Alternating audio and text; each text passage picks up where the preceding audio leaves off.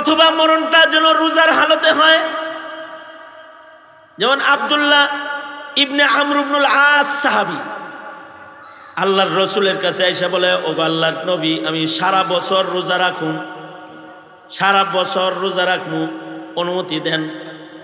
আল্লাহর নবী বললেন, না আইয়ামে বীজে রোজা রাখো, না আমি শক্তিশালী, আমি সারা বছর রোজা রাখুম। মনে মনে ধান্দা হইল রোজার হালতে মরুম, দিনে যদি মরি তাহলে যেন রোজাদার হালতে মরি। দিনে তো অনেক কাজ করি দুনিয়ার কাম, কিন্তু রোজা থাকলে কামের হালতেও থাকবো, ইবাদতের হালতেও থাকবো। ধান্দা কইল যে ইবাদতের রংটা নিজের ভেতরে বেশি সময় লাগায় রাখি। তা আল্লাহর রসুল পরামর্শ দিলেন, তুমি সওমের দাবুদি রাখো, একদিন রোজা রাখো, একদিন রোজা ছাইরো। উনি কয়, না আমি ডেলি রাখো। শেষ বেলায় আল্লাহর নবী অনুমতি দিয়ে দিছে, যাও ঠিক আছে, তোমার জন্য পার্সোনাল অনুমতি, তুমি ডেলি রোজা রাখবা। শক্তিশালী ছিলেন।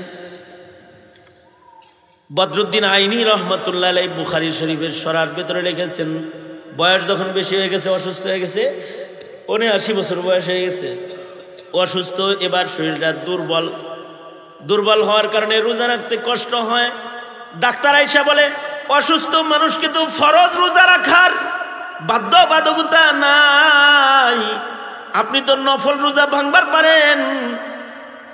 আব্দুল্লাহ ইবনে আমর ইবনুল আস বলে, মরি মরমু, কিন্তু রোজা রাইখা মরমু, ইবাদতের রং চেঞ্জ করবো না। আশ্চর্য মরণ! যেদিন ওনার কাছে আজরাইল আসছে, উনি রোজাদার, রোজার হালতে হাসতে হাসতে মরতেছে, আর কয়, আলহামদুলিল্লাহ আমার মৃত্যু হইতেছে, আমি রোজা। আল্লাহু আকবার। কালেমা পড়তে পড়তে আল্লাহর জান্নাতে গেছে গা।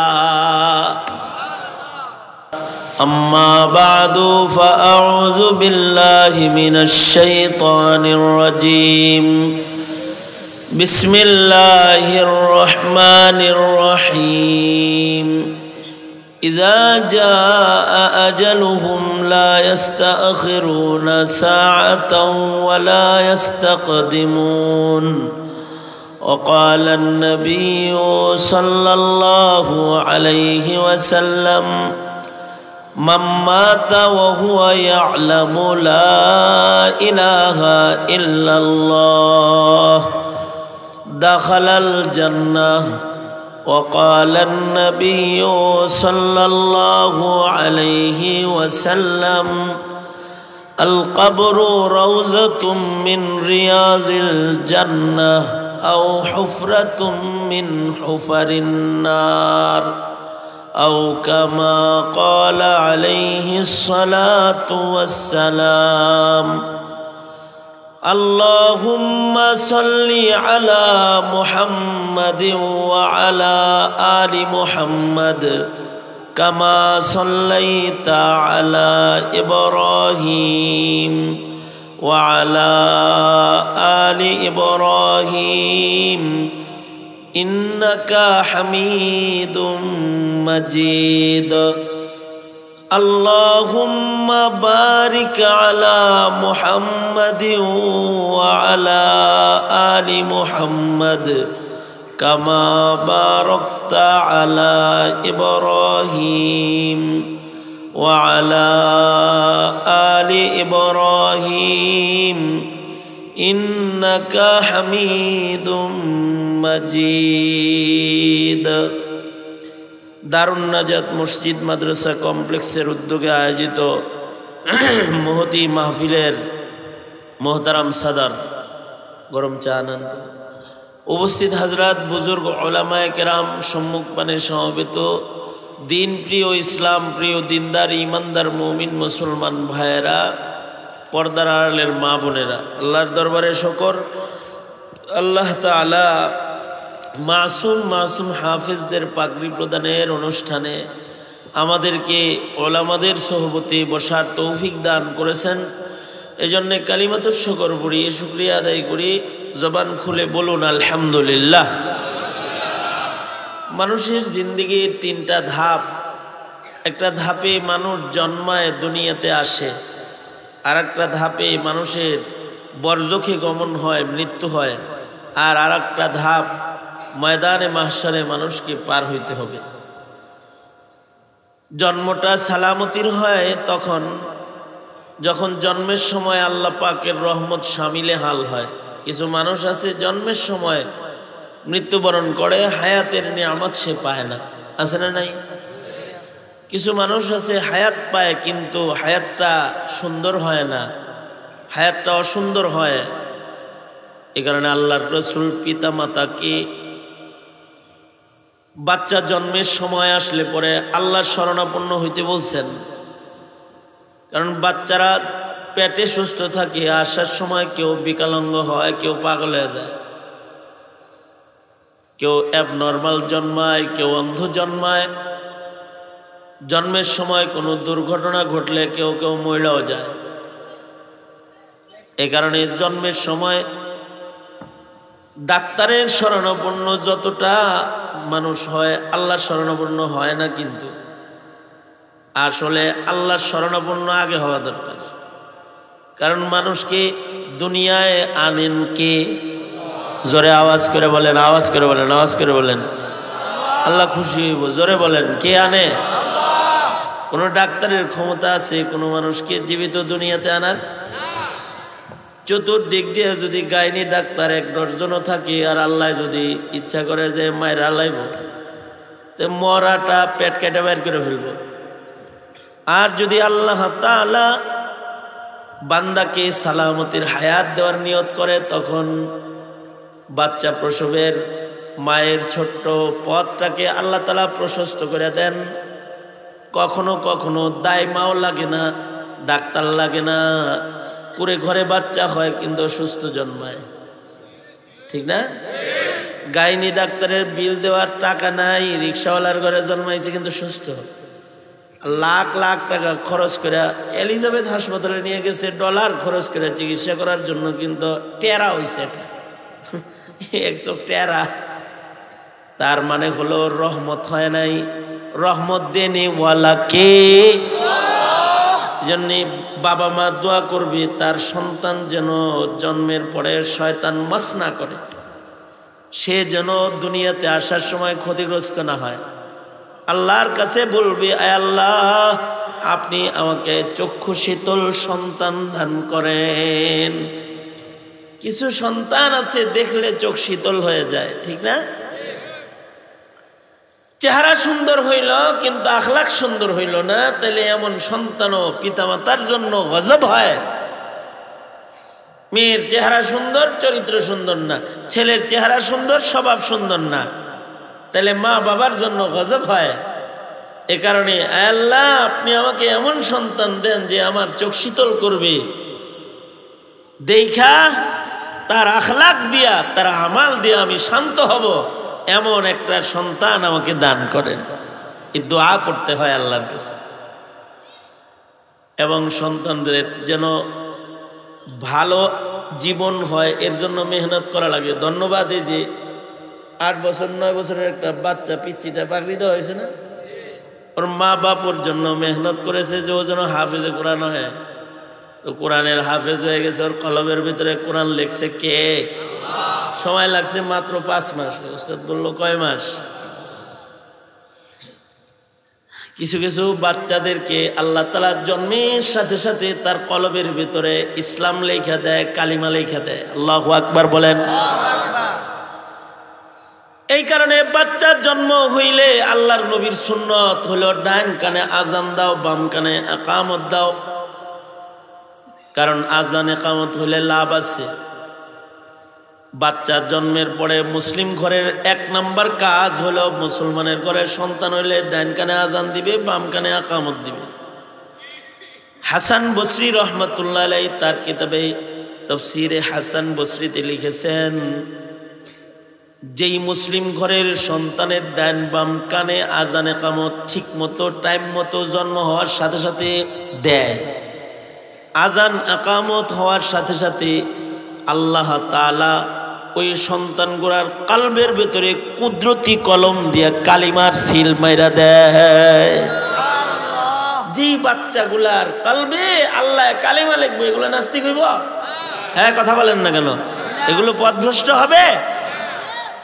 মুফতি আমিনী রহমতুল্লাহ আলাইহি ওই কবির চৌধুরী শয়তানটা যখন আজানের ধ্বনিকে বেশ্যার ধ্বনি বলেছে, ওই সময় আমিনী রহমতুল্লাহ আলাইহি বলেছিলেন যে ওই শয়তানের কানে মনে হয় আজান হয় নাই, এ কারণে এত অসুন্দর কথা বলছে। হায়াত সুন্দর বানানোর জন্য জন্মের সাথে সাথে মেহনত শুরু করতে হয়।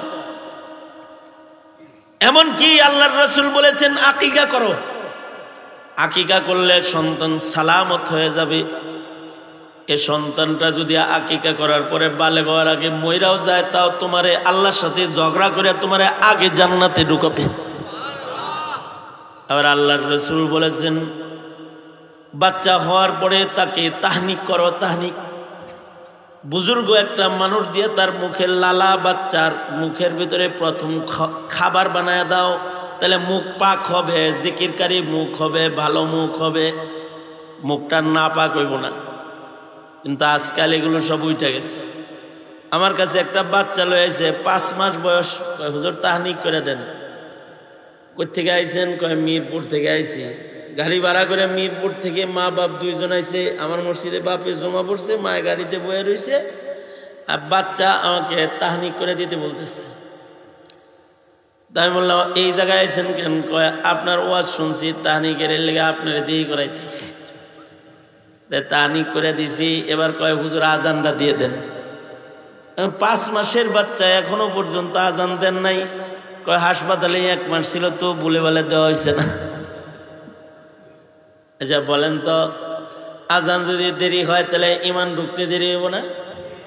এই কারণে বাচ্চা হওয়ার সাথে সাথে কানে আজান দিয়ে দাও, আর তাকে তাহনিক করাও, মুখটা সুন্দর হইব। নবীর যুগে বাচ্চা জন্মাইলে নবীরে দিয়ে তাহনিক করাইতো। আবু বকরের যুগে জন্মাইলে আবু বকর মুখের লালা খাওয়াই দিত। উমরের যুগে জন্মাইছে হযরত হাসান বসরি, বাপে আইনা হযরত উমরের কোলে দিছে। দিয়া কয় আমিরুল মুমিনিন, আপনার মুখের লালা দিয়া আমার সন্তানের খাবার স্টার্ট করে দেন। হযরত উমর নিজের মুখের লালা হাসান বসরির মুখের ভিতরে লাগায় দিয়েছেন। হাসান বসরির বাবা কয় আমিরুল মুমিনিন নামটা আপনি রাখে দেন, আপনি নাম রেখে দেন। তো হাসান বসরির নাম হযরত উমর রাখলেন সাম্মুহু হাসানান ফাইন্নাহু হাসানুল ওয়াজহি, তার চেহারা সুন্দর, তার নামটা হাসান রেখে বলাও। ভালো মানুষের মুখের লালা দিয়ে খাওয়ান শুরু হয়েছে, ভালো মানুষের মুখ দিয়ে একটা নাম ডেলিভারি হয়েছে। তাসাউফের জগতের সর্দার হয়েছে হযরত আলী। হাসান বসরিকে পীর আলী সিলসিলার ইজাজত দান করছে, সুলুকার মারিফতের সনদ দান করছে। দুনিয়ার সব পীরেরা সনদ বর্ণনা করলে হাসান বসরি হইয়া নবীর কাছে যাইতে হয়। আর এখন তো বাচ্চা হইলে পরে দিন শিখাইব দূরের কথা, ভালো একটা দিনদার নাম ওরা হয় না। আগে বাচ্চা টাচ্চা হইলে আমগর কাছে আইতো, কইতো ইমাম সাহেব হুজুর নাম রেখে দেন। কিন্তু এখন আল্লামা গুগল দামাত বারকাতুহুম আইছে। গুগল দামাত বারকাতুহুম চিনেন আপনারা? এই গুগল দামাত বারকাতুহুম আসার পরে আমাগো ইমাম মুয়াজ্জিনদের কাছে নামও রাখার লেগে আসে না। ইন্টারনেট পাইছে মৌলভী সাহেব, হের কাছ থেকেই নাম লয়। অথচ বাচ্চার নাম এটা গুরুত্বপূর্ণ একটা বিষয়। নাম রাখা আল্লাহ তাআলা নিজের কাম বানাইছেন। যেমন হাবিবুল্লাহ আসছেন সবার পরে, কিন্তু নাম রাখছেন সবার আগে আল্লাহ নিজে। জান্নাত বানায় নিজের নামের সাথে নিজের দোস্তের নাম লিখে দিয়ে দিছে। আইব কত পরে, কিন্তু নাম রাখছে কত আগে। আবার আল্লাহ তাআলা হযরত জাকারিয়াকে সন্তান দিলেন দোয়ার বরকতে। বন্দা বিবির পেটে সন্তান হয়েছে, দিছে কে? আরো আস্তে করে কোন এই সন্তান দেয় কে? সন্তান দেনওয়ালা কে? আরো জোরে, জোর হইল না, জোরসে বলেন। বাবাই দেয়? কে দেয়? আরো জোরে বলেন। তো হযরত জাকারিয়া আল্লাহকে কয়, আল্লাহ একটা সন্তান দেন, রব্বি লা তাযারনি ফারদা, ইয়া আল্লাহ আমার একলা ছেড়ে না, একটা বাচ্চা দেন। আল্লাহ কয়, ইন্নী নুবাশশিরুকা বিগুলাম, তোমাকে একটা পুত্র সন্তান সুসংবাদ গ্রহণ করো। আল্লাহ কয়, একটা ছেলে দিলাম। খালি ছেলে দিয়া ছাইরা দিলাম না, নাম দেওয়ার মাতবাড়ি তোমারে না দিয়া আমি নিজেই নাম রাখা দিলাম, ইসমুহু ইয়াহইয়া, তোমার সন্তানের নাম আমি আল্লাহ রাখলাম ইয়াহইয়া। আল্লাহু আকবার বলেন। বাচ্চা আসার আগে নাম রাখছে, আগে ইয়াহইয়া নাম আল্লাহ তাআলা চয়ন করে দিছে। তাহলে বোঝা যায় নাম রাখায় এটা কোনো নর্মাল কাম না। কারণ নাম যদি ভালো হয় কাম ভালো হয়, নাম খারাপ হইলে কাম খারাপ হয়। আর এক উস্তাদের কাছে এক বেড়ায় পানি পড়া তেল পড়া তাবিজ কবজ নিতেছে, কি লেগা? হের মাইয়া নাকি বিয়া হইলে পরে খালি ঘর ভাঙা যায়, 4 নম্বরটা ভাঙছে, এটা 5ম নম্বর বিয়া।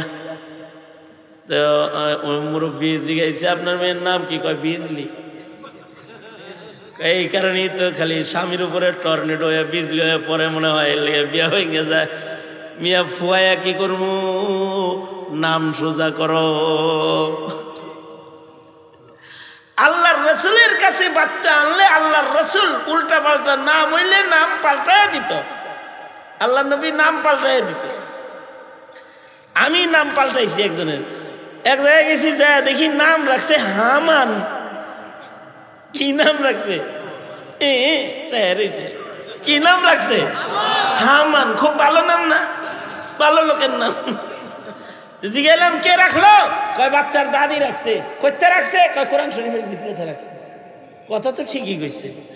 বাংলা কোরআন শরীফের তর্জমা পড়ে তো দেখছে উজিরের নাম রেখে লাইছে হামান। আমি হাই হাই রে, তাড়াতাড়ি এ নাম সরান, রাখছেন হামান। সরান নাম কি লেগে? কারণ উজিরের নাম তো কার উজির এটা দেখছেন নি? নামটা একটু ভালো রাখা লাগে। এখন নাম রাখে নাটক দেখা, উপন্যাস থেকে, অথবা খেলা দেখা। খেলা দেখা নাম রাখে, ভালো বলার প্লেয়ার, হ্যাঁ নামে নাম। এইটা কোনো কাম? আর এক বাড়িতে গেছি, সন্তানের নাম রাখছে হিমু। কি হিমু? হিমু হয় শিকার, হিম হয় শিকার, মু হিমু। আমি মনে মনে তোরে যে কি কমু, তোর নাম রাখছে হিমু। কে রাখলো নাম হিমু? কয় মায়ে রাখছে। মায়ে হইলো হুমায়ুন আহমেদের উপন্যাসের ভক্ত। ঘরের ভিতরে হিমু সিরিজ পুরাটা আছে। উপন্যাস দেখা মুনাজ্জাল মিনাল উপন্যাস, নামটা উপন্যাস থেকে নাজিল ফরমাইছে। বুঝেন না এই কথাটা? না, এরকম না। নামটা ভালো মানুষের মুখ দিয়ে বের করতে হয়। আল্লাহর পছন্দের নাম আছে। আল্লাহর কাছে সবচেয়ে পছন্দের ছেলেদের নাম হলো আহাব্বুল আসমাই ইলাল্লাহি আব্দুল্লাহ ওয়া আব্দুর রহমান। আল্লাহর কাছে 2টা পছন্দের নাম আব্দুল্লাহ, আব্দুর রহমান। এই হাদিস পড়ে কোটি কোটি মানুষ নিজের সন্তানের নাম আব্দুল্লাহ, আব্দুর রহমান রাখছে, কারণ আল্লাহর পছন্দের নাম। আরব দেশে গেলে পাওয়া যায় আব্দুল্লাহ ইবনে আব্দুল্লাহ ইবনে আব্দুল্লাহ ইবনে আব্দুল্লাহ, মুহাম্মদ ইবনে মুহাম্মদ ইবনে মুহাম্মদ ইবনে মুহাম্মদ। দাদার নামও মুহাম্মদ, বাপের নামও মুহাম্মদ, ছেলের নামও মুহাম্মদ। বাবার নাম ইব্রাহিম, ছেলের নামও ইব্রাহিম। ভালো নাম পছন্দ হয়েছে তো নিজের পুলার নামও রাখছি ইব্রাহিম, নাতির নামও রাখছি ইব্রাহিম, দাদার নাম রাখছি ইব্রাহিম। খলিলুল্লাহর নামের নাম যদি আল্লাহর বন্ধু হয়, নামটা মিলাই দিছে। নাম ভালো হইলে কাম ভালো হয়। এখন নাম রাখে সব আজগবি আজগবি নাম। বিদ্যুৎ নাম রাখছে বিদ্যুৎ। বিদ্যুৎ নাম রাখলে তো খালি শর্ট করব, এই কথা কান না কে? ঠিক না? শিউলি শেওলার মতো খালি বাঁটবো, এই মাথাতে মাথায় যাব, এই মাথাতে মাথায়। ভালো একটা নাম রাখতে হয়, সুন্দর নাম রাখলে নাম ভালো হয়। নাম ভালো হয় তো কাম ভালো হয়। ভালো মানুষের মুখ দিয়ে নাম বাইর করতে হয়।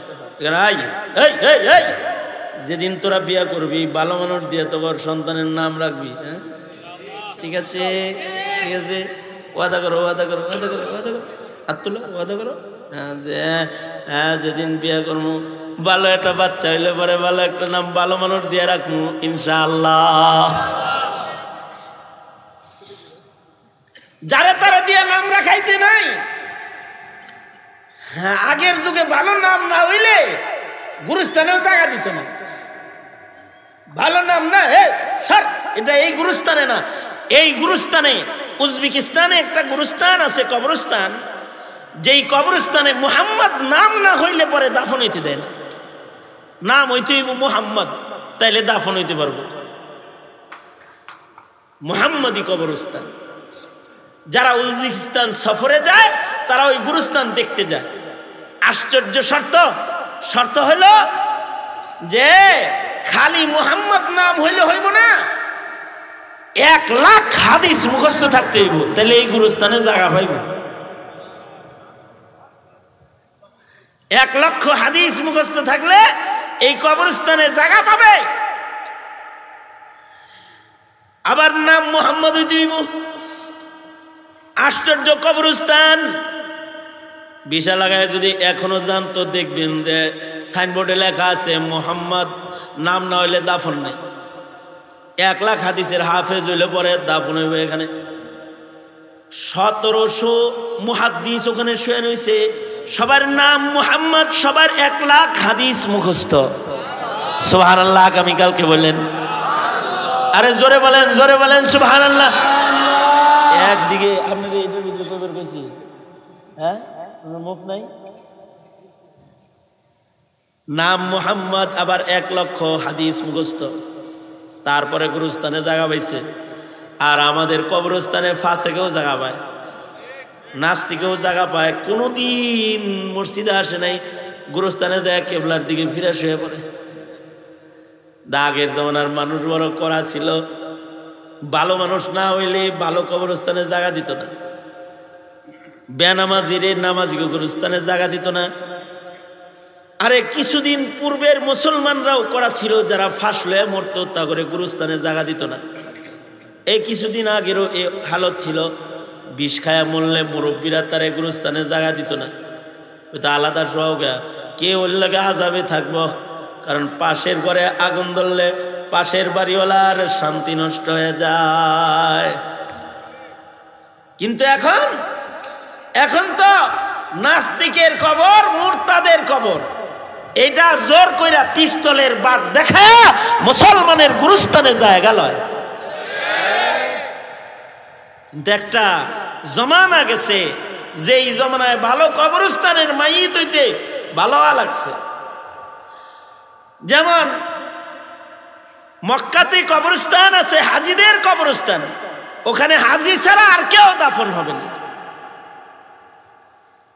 এ কারণে নাম ভালো করবেন, নাম, তাহলে কামও ভালো হইব। শুধু নাম না, ভালো দিন শিখাইবেন, সন্তান ভালো হবে। যারা তাদের সন্তানকে আলেম বানাইলো তো সন্তানের হায়াত সুন্দর বানাইলো। একটা সন্তান হাফেজ বানাইছে, এই যে হাফেজ হয়েছে, যে কমপক্ষে 10 জন দুজকি মানুষকে শাফাত করে আল্লাহর জান্নাতে নিবে। তা হায়াতটা সুন্দর হইল তো যাদের হায়াত সুন্দর তাদের মৌত সুন্দর, যাদের মৌত সুন্দর তাদের আখিরাত সুন্দর। মরণ যদি কারোর খারাপ হয়, মরণ থেকে বাঁচার উপায় কারণ নাই। মরণ তো আসবেই, কিন্তু মরণটা যেন নামাজ পড়তে পড়তে হয়, মরণটা যেন রোজা রাখার হালতে হয়, মরণটা যেন জিকির করতে করতে হয়, মরণটা যেন কালেমা পড়তে পড়তে হয়, দোয়া করতে হয়। হ্যাঁ আল্লাহ, আপনি আমাকে মুসলিম হিসেবে মৃত্যু দান করেন। আল্লাহর রসুল দোয়া করতেন, আল্লাহ আপনি আমাকে মিসকিন হিসেবে মরণ দান করেন। আল্লাহুম্মা আহিনি মিসকিনাও ওয়া আমিতনি মিসকিনা ওয়াহশুরনি ফি জুমরাতিল মাসাকিন। ওগো আল্লাহ, আপনি আমাকে মিসকিন করে বাঁচায় রাখেন, মিসকিনের জামাতের ভেতরে আমারে মরণ দান করেন, মিসকিনদের সাথে আমারে হাসরে উঠায়। মরণটা ভালো হওয়ার দোয়া করা। আল্লাহুম্মা আহিনি মুসলিমাও ওয়া আমিতনি মুসলিমা। সময় মতো মৃত্যু কিন্তু এসেই যাবে, মরণ যেন অমুসলিমদের মতন না হয়, এটা খুব আল্লাহর কাছে কামনা করা। আজ থেকে দোয়া করবেন, আল্লাহ আমাকে মুসলিম হিসাবে মৃত্যু দিও। বলেন আমিন। আরো জোরে বলেন, আরো জোরে বলেন। বলেন ইয়া আল্লাহ, তোমার কাছে মুসলিম হিসাবে মরণ চাই, মরণ ভালো চাই। ভালো মরণ মানে ইমানি মরণ চাই। জোরে বলেন, ইমানি মরণ চাই। বলেন ইয়া আল্লাহ, আপনার কাছে ইমানি মৃত্যু চাই, ইমানি মরণ চাই। কারণ মরণটা যদি খালি ভালো হয়ে যায়, মরার সময় কেউ যদি বলে লা ইলাহা ইল্লাল্লাহ, এতটুকুন কথা যদি কারণ মৃত্যুর সময় বাইর হয়ে যায়, এতটুকুন কথা বাইর হইলে পরে সে আল্লাহর জান্নাতে ঢুকে যায়, তার কবর ভালো হয়ে যাবে, কবর জান্নাতের বাগান হয়ে যাবে। মরণের সময় মুখ দিয়ে যদি বাইর হয় লা ইলাহা ইল্লাল্লাহ, আরো সহজ, আরো সহজ। আল্লাহর রাসূল বলেছেন, অনেকে তো আছে বোবা মানুষ, এরা কি বোবারা কি কথা কে জানে? আল্লাহর রাসূল বলে কেউ মরার সময় যদি কারোর দিলের ভেতরে এটা থাকে লা ইলাহা ইল্লাল্লাহ, লা ইলাহা ইল্লাল্লাহ, এটা দিলে আছে, মাম্মাতা ওয়া হুয়া ইয়ালামু লা ইলাহা ইল্লাল্লাহ, আল্লাহর রাসূল বলেন সে দাখালাল জান্নাহ, মরার সাথে সাথে মৃত্যু দরজা দিয়া আল্লাহর জান্নাতে চলে যাবে। আগের যুগের মানুষ তো ইবাদতের হালতে মরার লেগা নফল রোজা বেশি রাখতো, রাতের নামাজ বেশি পড়তো, যে আমার মরণটা যেন নামাজের পরে হয়, সেজদার হালতে হয়, অথবা মরণটা যেন রোজার হালতে হয়।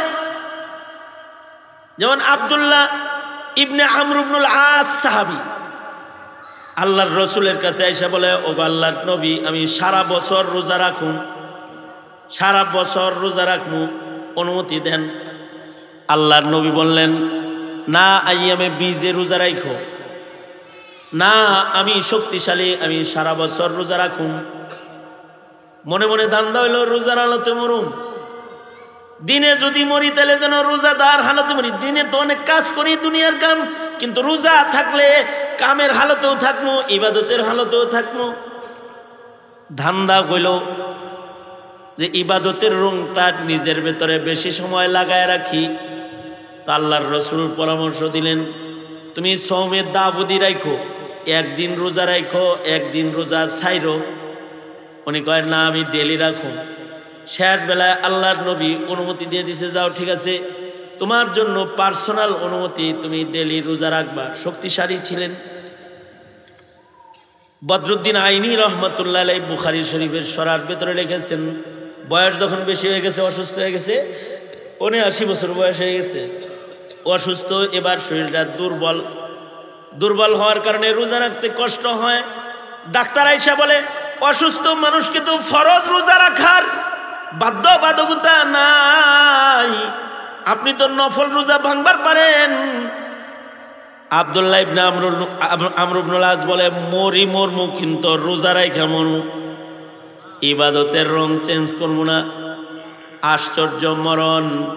যেদিন ওনার কাছে আজরাইল আসছে, উনি রোজাদার, রোজার হালতে হাসতে হাসতে মরতেছে, আর কয় আলহামদুলিল্লাহ আমার মৃত্যু হইতেছে, আমি রোজা। আল্লাহু আকবার। কালেমা পড়তে পড়তে আল্লাহর জান্নাতে গেছে গা। হযরত উসমান যখন বুঝলেন যে এখন আমার গলা কাটবে, মানে অলরেডি ঢুইকা পড়ছে দুশমন, হযরত উসমানের গলা কাটবে এখন। হযরত ওমর একটা ভাষণ দিলেন, এই কেন আমারে মারবা, আমি কি মদ খাই? মদ খাইলে মানুষ মারা যায়। কেন আমারে মারবা? আমি কি জেনা করছি? মা জানাইতু ফিল জাহিলিয়াতি ওয়ালা ফিল ইসলাম, আমি ইসলামেও জেনা করি নাই, আমি জাহিলিয়াতেও জেনা করি নাই, তা আমারে মারবা কেন আমাকে হত্যা করবা? মা কাতালতুন নাফসাল্লাতি ইল্লা হারামাল্লাহু ইল্লা বিল হক, আল্লাহ তাআলা হারাম করছে এমন কায়দায় মানুষ মারি নাই, তবে যুদ্ধে যাও আমি যুদ্ধ করেছি। মারবা কেন? যাও, চলে যাও, আমি নবীর সাহাবী না? নবীর 2 কন্যা আমি বিবাহ করছি না? এই কথা বলে জোরে জোরে কোরআন পড়া শুরু করছে। কোরআনের তেলাওয়াত শুই না যারা মুসলমান ছিল তারা ঘর থেকে বেরিয়ে গেছে, ঈমান বেড়ে গেছে। কিন্তু যারা মুনাফিক এরা তো তরবারি উঠাইছে, একদিকে তরবারি উঠাইছে আর হযরত উসমান জোরে জোরে কোরআন শরীফ পড়া শুরু করছে। মরণটা যেন আল্লাহর সাথে কথা বলতে বলতে হয়। আল্লাহু আকবার। এবং তাই ঘটছে, তরবারি গর্দানে পড়ছে, কোরআন শরীফ পড়তেছিলেন, গায়ের রক্ত কোরআন শরীফের পাতার উপরে পড়ছে। এটাও কারণ মরণ। আমাদের এক বুজুর্গ, এক মুহাদ্দিস ছিলেন আবু জুরআ আর রাজি, অনেক বড় মুহাদ্দিস ছিলেন আবু জুরআ রাজি, লাখ লাখ হাদিস হাফেজ ছিল। আবু জুরআ রাজি লক্ষ লক্ষ হাদিসের হাফেজ। আবু জুরআ রাজির ছাত্র হলেন আহমদ বিন হাম্বল, আলী ইবনুল মাদিনী, ইয়াহইয়া ইবনে মাঈন, যারা ইমাম বুখারীর ওস্তাদ, তারা হলেন আবু জুরআ রাজির ছাত্র। তাহলে কত বড় মুহাদ্দিস! এত বড় একজন মুহাদ্দিস ছিলেন যে ওনার ছাত্ররা ওনার নামে ঘরে বসে বসে লাখ লাখ হাদিস মুখস্থ করত। এক ছাত্র নতুন বিয়া করছে, বিয়া করে হাদিস মুখস্থ করতেছে, মানে বউ কিন্তু ঘরে আছে, আর রাত্রেবেলায় হে হাদিস মুখস্থ করতেছে, আনাবি জোড়া আনাবি জোড়া আনাবি জোড়া। বউ আমার নাম তো লও না, তোমার নাম নৌকা, তুমি কি হাদিস মুখস্থ পারো নি? আমার উস্তাদের 1 লাখ হাদিস মুখস্থ আছে, উস্তাদের নামে 1,12,000 লওয়া যাইব। বেডি এই কথা শুনে কয়, 1 লাখ হাদিস মুখস্থ! আবার এই 9 বছরের 8 বছরের বাচ্চারে যে আল্লাহ 30 পারা মুখস্থ করাইতে পারে, সে আবু জুরআরে লাখ লাখ হাদিস মুখস্থ করাইতে অসুবিধা নাকি? আবু জুরআর লক্ষ লক্ষ হাদিস মুখস্থ, বউয়ে মুখ বেয়া করে, 1 লাখ হাদিস বাড়ির কাছে, এরকম করছে। হযরত আবু জুরআ ওনার ছাত্র তো খেপে গেছে, রাগ হয়ে কয়, হাই, আমার উস্তাদের যদি 1 লক্ষ হাদিস মুখস্থ না থাকে তাহলে তুই 3 তালাক। মানে নিজের বউয়ের তালাক রে উস্তাদের এলেমের সাথে ঝুলাই দিছে। যখন মাথা যখন ঠান্ডা হয়েছে, এবার চিন্তা করতেছে, ইন্না লিল্লাহ, কি করলাম গো? হুজুরের যদি আসলে 1 লাখ মুখস্থ না থাকে তাই তো বউ গেছে গো, বউ হারায় গেছে। টেনশনে যখন পড়ছে, সকালবেলায় গেছে উস্তাদের কাছে, যাই বলে, হুজুর একটা প্যাচ লাগাইছি। কি প্যাচ লাগাইছো? কয়েক ঘরের ভিতরে খালি আপনার নাম লই দেয়া পৌঁছে আতে। পরে কি করছো? আমি বলছি যে আমার উস্তাদের যদি 1 লাখ হাদিস মুখস্থ না থাকে তাহলে তুই 3 তালাক। হুজুর আসলে কি আপনার 1 লাখ মুখস্থ আছে? যদি মুখস্থ না থাকে তাহলে তো আমার বউ গেছে গা। আবু জুরআ রাজি রহমতুল্লাহ আলাইহি বলে, যাও আরামে নিশ্চিন্তে স্বামী স্ত্রী ঘর সংসার করো, তোমার উস্তাদের 1 লাখ নয় 6 লাখ হাদিস সনদ সহ আমার মুখস্থ আছে। বউ তালাক হয় নাই, যাও যাও। এত বড় মুহাদ্দিস ছিলেন আবু জুরআ রাজি রহমতুল্লাহ আলাইহি। উনি ওনার সাকারাত শুরু হয়ে গেল, মরণ যন্ত্রণা শুরু হয়েছে। যখন ওনার মরণ শুরু হয়েছে তো ওনার ছাত্ররা চতুর্দিক দিয়ে বসে হাদিস পড়তেছে, কোরআন পড়তেছে, যেন কোরআন হাদিসের বাজারের ভেতরে যেন উস্তাদের ইন্তেকাল হয়। কালিমার তালকিন করতেছে, সবাই জোরে জোরে কালিমা পড়তেছে। এত বছরে মরণের সামান্য পূর্বে আবু জুরআ রাজি বলে, এই তোমরা থামো, আমি একটা হাদিস পড়ি, শোনো। মরার আগে বলতেছে, নিজের রিওয়ায়াতে হাদিস বর্ণনা করতেছে, বলে, হাদ্দাসানি ফুলান আন ফুলান আন ফুলান আন আবি হুরায়রা ক্বাল ক্বালা রাসূলুল্লাহি সাল্লাল্লাহু আলাইহি ওয়াসাল্লাম মাম্মাতা ওয়া হুয়া ইয়ালামু লা ইলাহা ইল্লাল্লাহ। এই এতটুকুন উচ্চারণ করছে আর আজরাইলের রূহটা টান দিয়া লয়ে গেছে গা। একদিক দিয়ে মুখ দিয়ে কালমা বের হইছে, আর একদিক দিয়ে রূহ বের হইছে, সোজা জান্নাতে চলে গেছে। এ কারণে ভালো একটা মরণের দোয়া করতে হয়, মরণটা যেন লাঙ্গল লাঙ্গল ধানের শীষ ধানের শীষ নৌকা নৌকা করতে করতে না হয়ে যায়। মরণটা যেন দলের আদর্শে না ধর্মের আদর্শের উপরে যেন হয়। অনেকে দলের আদর্শে মরে, ধর্মের আদর্শ গনে না। আওয়াজ করে বলেন, আওয়াজ করে বলেন, আওয়াজ করে বলেন। দলের আদর্শ বুঝা মরে, কিন্তু ধর্ম বুঝা মরে না। এ কারণে আল্লাহর রাসূল বলেন, আল্লাহুম্মা আহিনি মুসলিমা ওয়া আমিতনি মুসলিমা। ওগো আল্লাহ, তুমি আমাকে মুসলিম হিসেবে বাঁচায় রাখো, মুসলিম হিসেবে আমারে মারো, আমি যেন মুসলমান হিসেবে মৃত্যুবরণ করি। এ কারণে আপনারা যারা আছেন তারা ভালো মরণ চাইবেন। আজ থেকে নতুন আর একটা আমল দিলাম, ডেলি আল্লাহর কাছে বলবেন, না আল্লাহ আমি ভালো মরণ চাই, অর্থাৎ আমার মরণ যেন কালেমা পড়তে পড়তে হয়, আমার মরণ যেন নামাজ পড়তে পড়তে হয়, বেনামাজি হালতে যেন আমার মরণ না হয়, আমার মরণ যেন পর্দার হালতে হয়, বেপর্দা চলাফেরা করতে করতে যেন মরণ না হয়, আমার মরণ যেন রোজার হালতে হয়, বেরোজাদার যেন আমার মরণ না হয়, আমার রমজান মাসে যেন মরণ হয়, জুমার রাত্রিতে যেন মরণ হয়, মদিনায় যায়া যেন আমার মরণ হয়। কারণ কেউ যদি মদিনায় যায় মারা যায় তাহলে সে তার কবর জান্নাত। কারণ রসুল ঘুমায় রয়েছে, রসুলের মদিনায় কারোর কবরে আল্লাহ আযাব দিবে না। এ কারণে ইমাম মালিক মদিনার বাইরে যায় নাই, হযরত ওমর মদিনায় মরণের দোয়া করেছে। আর আমাদের দেশে হলো পারিবারিক কবরস্থান। কি লেগা কয় যার তার মাটিতে শুমো না, কিন্তু যে পারিবারিক কবরস্থানে শুইছে সব মিলা সবগুলা বেনামাজি, মানে ৮-৯ জন শুয়ে রয়েছে, একটারও ৫ ওয়াক্ত নামাজের হেফাজত নাই। গুরুস্থান তো পারিবারিক, কিন্তু ডান্ডা গ্রুপের গুরুস্থান। কারণ ওখানে তো বেনামাজি সব। একটা অলির কবরও যদি কোনো গুরুস্থানে হয়, মদিনায় যেমন নবীর কবরের কারণে সবার কবরের আযাব মাপ, কোনো কোনো গুরুস্থানে একজন হাফেজ শুয়ে রয়েছে, একজন আলেম, একজন হাজি শুয়ে রয়েছে, একজন আলেম শুয়ে রয়েছে। এই কারণে বাকিদের কবরের আযাব আল্লাহ মাফ করে দেয়। জামাই তো একজন, কিন্তু রান খায় ৫০০ লোকে। কি লেগা? জামাইয়ের সম্মানে। কোন কোন গুরুস্থানে বরযাত্রী থাকে ওলি বুজুর্গ ১-৮ জন, তাদের কারণে গুরুস্থানে যারা থাকে সবার কবর আল্লাহ জান্নাত বানায়।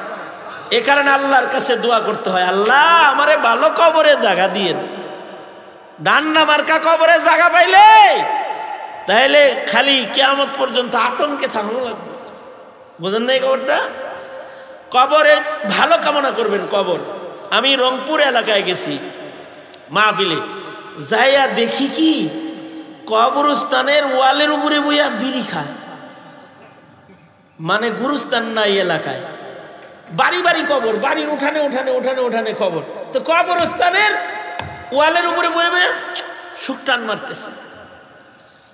কবরস্থানের পারে গরু বাঁধা রাখছে, গরু পেশাব করতেছে, কবরের পাশ দিয়ে যাইতেছে। আমি বললাম কি এনে কে কবরস্থান? আমাদের এলাকায় সব পারিবারিক কবরস্থান। এটা খুব ভালো লক্ষণ না। গোরস্থান আলাদা রাখতে হয়, সেখানে শোয়াইতে হয়, একজনের কারণে আর একজনের কবরের আযাব মাফ হয়।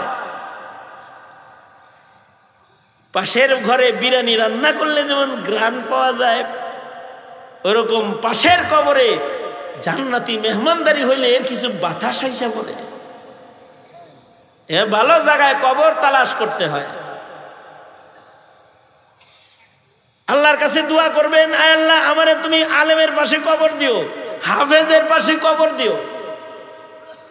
এমনকি ওসিয়ত করে যাবেন যে পারলে আমাকে আলেমের কবরের পাশে শোয়াইস, তাহলে একটা লাভ আছে। হাফেজে কোরআনের সিনার উপরে আল্লাহ তাআলা আগুন ধরাইবেন না। কারণ ওর সিনার ভেতরে 30 পারা কোরআন আছে। এটাকে দোজকের আগুনে জ্বালাইবেন না, ওকে তো জান্নাত দিবে 10 জনকে সে শাফাত করে জান্নাতে নিবে। আপনি যদি পাশে থাকেন তো আপনিও তো একজন হকদার, আপনার রাইকে আর একজনের খুঁজে নেব কি? ও ঠিক আছে, আপনি যেহেতু পাশেই শুয়েছিলেন, একদিন একটা খাতির হয়েছে, চলেন। এক রাত্রে খাতির হয়, এক রাত যদি পাশাপাশি সিটে সফর করার কারণে একজন আর একজনের প্রতি দয়াদ্র হয়, পাশাপাশি কবর হইলে বুঝি দয়া মায়া হয় না। আমরা তো এই সকল চিন্তা ভাবনা করি না, কিন্তু হযরত উমর মরার আগে নিজের ছেলেরে বললেন, আব্দুল্লাহ যাও উম্মুল মুমিনিন আয়েশাকে বলো ওনার ঘরে একটা কবরের জায়গা খালি আছে, উনি যদি অনুমতি দেয় তাইলে ওই কবরে আমি শুইবার চাই। উনি ওনার লেগে ওটা রাখছে। দেখো দি নবীর কদমের কাছে আমারে জায়গা দেয়নি, ভিক্ষা চায় কবরের জায়গা ভালো বানাইছে হযরত উমর। উমরের মতো মানুষ কবর ভালো খুঁজছে, আর আপনি ভালো কবর খুঁজলেন না, হইল না। এ কারণে আমাদের দেশে কিছু বুদ্ধিমান মানুষ আছে যারা নিজে মসজিদ করে, মাদ্রাসা করে, কইরা পাশে কয় এই জায়গায় যেন আমার কবর হয়। মানুষ মনে করে যে এ লোকটা বুকা, কত জায়গা মসজিদ মাদ্রাসায় দিয়ে দিছে। আরে না, এলো চালাক গ্রুপের সভাপতি, সে মসজিদ মাদ্রাসায় জায়গা দিয়ে কবরস্থান না পাশে করছে, শুয়ে শুয়ে যেন কোরআন শোনন যায়, শুয়ে শুয়ে যেন আজান শোনন যায়। কবি নজরুল এটা বুঝছে আর নিজে বলছে, মসজিদেরই পাশে আমার কবর দিও ভাই, যেন গড়ে থেকেও মুয়াজ্জিনের আজান শুনতে পাই। ভালো গুরুস্থান চাওয়া লাগে, ভালো কবর কামনা করা লাগে, ভালো কবর যেন হয়।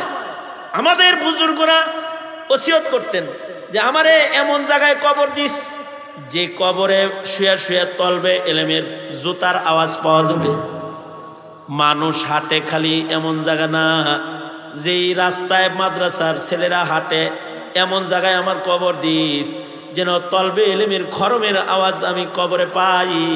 কারণ তলবে এলেমের জুতা খরমের আওয়াজ যে কবরে যাবে, ওই কবরে আগুনের গর্জনের আওয়াজ আল্লাহ রাখতে পারে না।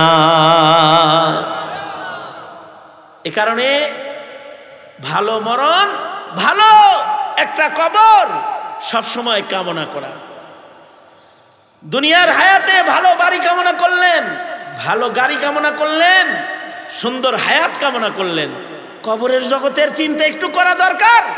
কবরও যেন ভালো হয়, মরণও যেন ভালো হয়। নামাজ কাজা করা যাবে না ইনশাআল্লাহ, কোনোদিন নামাজ কাজা করব না ইনশাআল্লাহ। বলেন আল্লাহ, ওয়াদা করিতেছি 5 ওয়াক্ত নামাজ পড়িব, রমজান মাসে রোজা রাখিব। আল্লাহ, মরণ ভালো বানানোর মেহনত করব। আল্লাহ, ইমানি মৃত্যু হয় ওই আমল করব। আল্লাহ, তওবা করিতেছি, আর গুনাহ করব না। আল্লাহ, মাফ করো। জোরে বলেন আমিন। আরো জোরে আওয়াজ করে, আরো জোরে করে বলেন আমিন। আর বংশের ভেতরে একটা ইলিমের বাতি জ্বালানোর মেহনত করুন। সন্তানদেরকে আলেম বানান, ছেলেরে বানাইতে পারেন নাই, নাতি নাতনিরে বানান, হাফেজ বানান, হাফেজা বানান। কবরে শান্তি পাইবেন, হাসরে শান্তি পাইবেন। আল্লাহ আমাদের কবর হাসর সুন্দর করুক। সবাই ইস্তিগফার পড়েন, আস্তাগফিরুল্লাহ রাব্বি মিন কুল্লি যামবি ওয়া আতুবু ইলাইহি লা হাওলা ওয়ালা কুওয়াতা ইল্লা বিল্লাহিল আলিয়্যিল আযীম। আলহামদুলিল্লাহি রাব্বিল আলামিন, ওয়াসসালাতু ওয়াসসালামু আলা সাইয়্যিদিল আমবিয়া ওয়াল মুরসালিন।